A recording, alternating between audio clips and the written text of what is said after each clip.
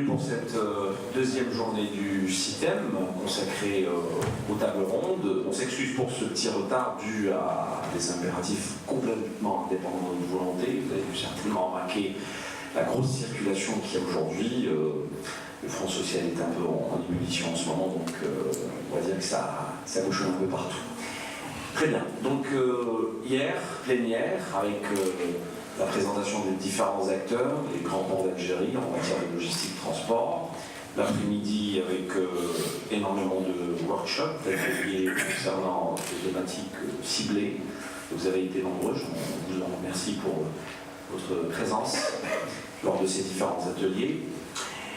Les B2B, ça va être bien sûr l'après-midi, et cette matinée du deuxième jour du CITEM est consacrée donc aux tables rondes. Alors, juste pour un peu vous expliquer la procédure, il y a 4 tables rondes et 4 thématiques. L'export, là où vous êtes dans cette salle, l'industrie, la salle qui est à côté, auto, 3e salle, et au fond, la formation des invités, des thématiques pour chaque table ronde. Ça se déroule en parallèle, donc à vous de voir un peu les thématiques qui vous intéressent au fur et à mesure de cette matinée. Pour l'export, nous allons tout d'abord nous intéresser à la logistique à l'export. Et puis nous allons parler de la réglementation spécifique aux plateformes logistiques et bien évidemment les clés de la logistique à l'export comme 3e panel. Nous allons au fur et à mesure, bien sûr, changer notre panel. Pour la logistique à l'export, notre premier panel est le suivant. Donc, avec nous, Monsieur l'inspecteur général du ministère des Travaux publics et des Transports, Monsieur El Abdallah Bouker. Bonjour, merci beaucoup d'être avec nous. Monsieur Hossein Saïbi, juste à côté, qui représente le WTCA, le World Trade Center Algérie.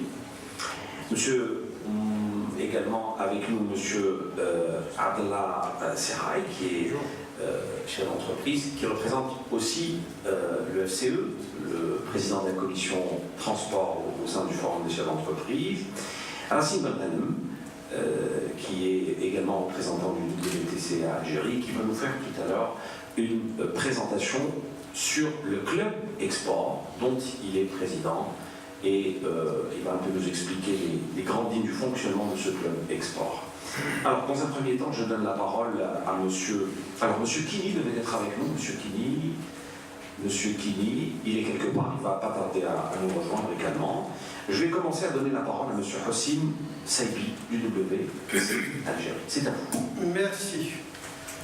Mesdames, Messieurs, honorables assistance, je vais essayer de faire de mon mieux pour présenter la matinée qui est en réalité donc parrainée par le World Trade Center pour présenter globalement les activités donc à l'export et ce que fait le World Trade Center. Il est évident que pour le club export, Racine en fera un exposé. Donc permettez-moi donc tout d'abord de vous dire combien pour le World Trade Center qui a, depuis sa création en 2001, a commencé à activer, dont la mission essentielle c'est d'assurer la mise à niveau de l'ensemble de, autant que faire se peut, à travers le réseau de World Trade Center, plus de 300 World Trade Center dans plus de 100 pays, bénéficier donc de l'expertise et de la connaissance des World Trade Center pour pouvoir ramener rapidement les experts dans les domaines qui concernent la gestion de management du pays, afin d'assurer à partir de 2001-2002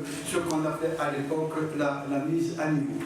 Donc il y avait au moins une mise à niveau qui nous coûtait pas cher, c'était pour nous la mise à niveau du potentiel du management de la ressource humaine en Algérie pour pouvoir effectivement donner l'ensemble des techniques modernes de management à travers des experts qui sont venus du monde entier à travers le réseau du World Trade Center. Le CITEM de nous avoir offert cette opportunité de présenter un peu le club.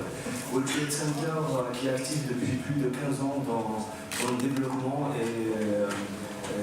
et consacre beaucoup d'efforts à travers des actions, salons, colloques sur le développement économique. Organisateur aussi du Trophée Export depuis 13 ans déjà, depuis 13 années. On consacre les meilleures entreprises performantes aux hydrocarbures. Et le thème de la logistique et connaissant la logistique comme levier de croissance économique, nous nous sommes sans hésitation impliqués dans cette conférence. J'aimerais expliquer un peu ce que c'est que le club export. Le club export, ce n'est pas une structure physique, c'est vraiment un carrefour d'échanges où sont associées des entreprises qui exportent déjà ou des entreprises qui désirent aller vers l'international.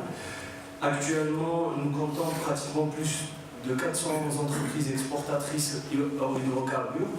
Mais évidemment, dans un club pareil, il n'y a pas que les entreprises qui sont associées. Nous avons des institutions de l'État qui sont membres honoraires. Il va, avec une facilité déconcertante, vous importer la chose. Mais l'inverse est faux. Pourquoi? Parce que tout simplement, il faudrait qu'on réfléchisse à ce que cet acte, je dirais, d'exporter, soit aussi banal que l'acte d'importer. D'accord? Je reviendrai pour répondre à votre question. Mais avant, je voudrais... voilà, synthétiser je synthétise. Ce qui est en train de se faire, c'est qu'il va falloir peut-être repenser cet acte exporté. Quand je dis repenser, c'est à travers toute la patrie de textes législatifs et réglementaires, à savoir, donc c'est le système bancaire, c'est le transport, tout ce que vous voulez. Il faut essayer d'actualiser tout ça, il faut essayer de le travailler et de le faciliter au milieu des opérateurs. Ça, c'est quelque chose qui est en train d'être fait.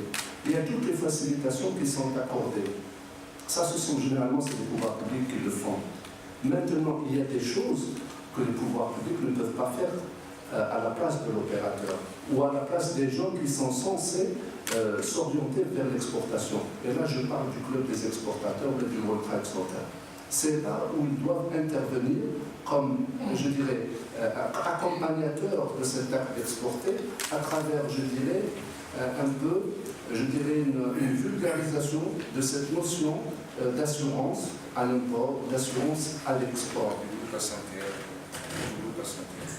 Moi, je vais intervenir sur un maillon de la chaîne logistique, c'est le transport qui concerne l'export. Vous savez pertinemment que le groupe Logitrans, Access NTR, a accompagné pas mal d'exportateurs vers les pays voisins, à savoir la Tunisie, la Libye, et aussi les pays du Sahel, le Mali et le Niger.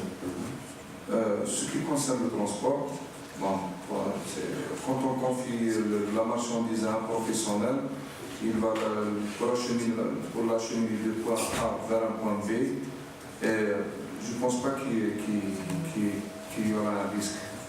Et comme l'a dit M. Abdallah, il faut mutualiser les efforts, parce que dans l'exportation, il n'y a pas un seul acteur, il y a plusieurs acteurs. Il y a le transitaire, il y a le transporteur, il y a le logisticien d'une manière générale. C'est pour cette raison qu'il faut développer cette activité en confiant la marchandise à un vrai professionnel. Très bien. Alors, est-ce qu'au niveau de la salle, il y a des interventions? Oui. On va ramener tout de suite le micro.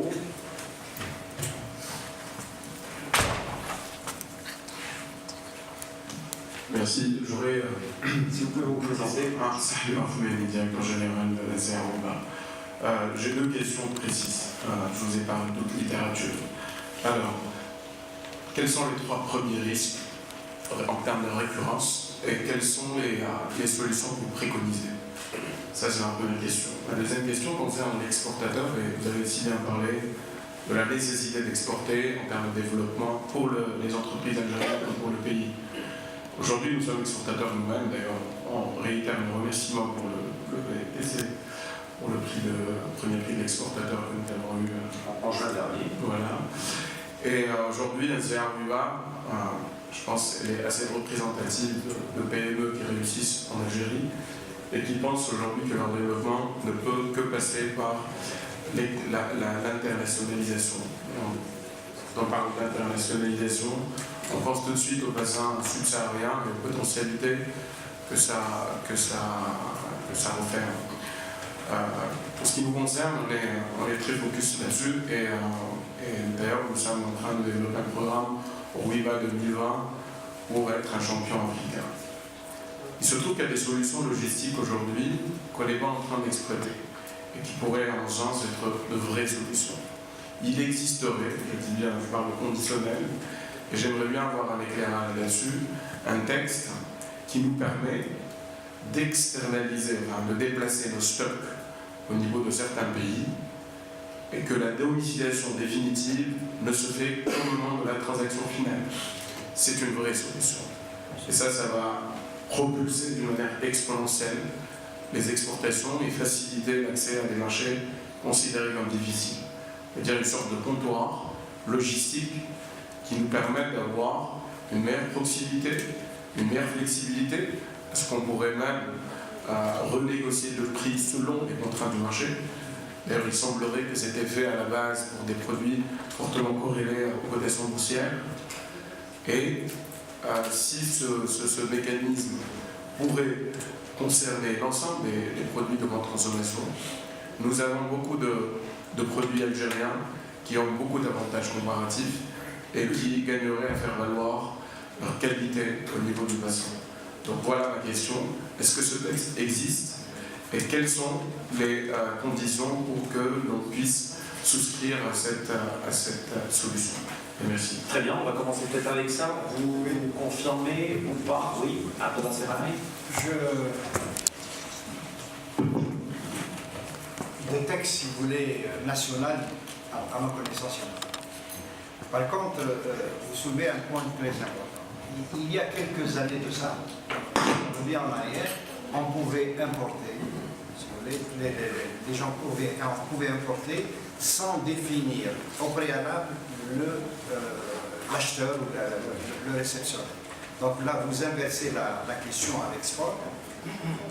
Théoriquement, c'est possible d'exporter sous un BR, si vous voulez, à or, et de vendre la marchandise sur place à qui vous voulez, en fonction de la demande. Je pense que c'est ça votre question. C'est ça, il semble que l'ANEXAL a confirmé, ce Nasri a confirmé que ce texte existe en Algérie. À ma connaissance, je ne connais pas de texte. Donc, voilà.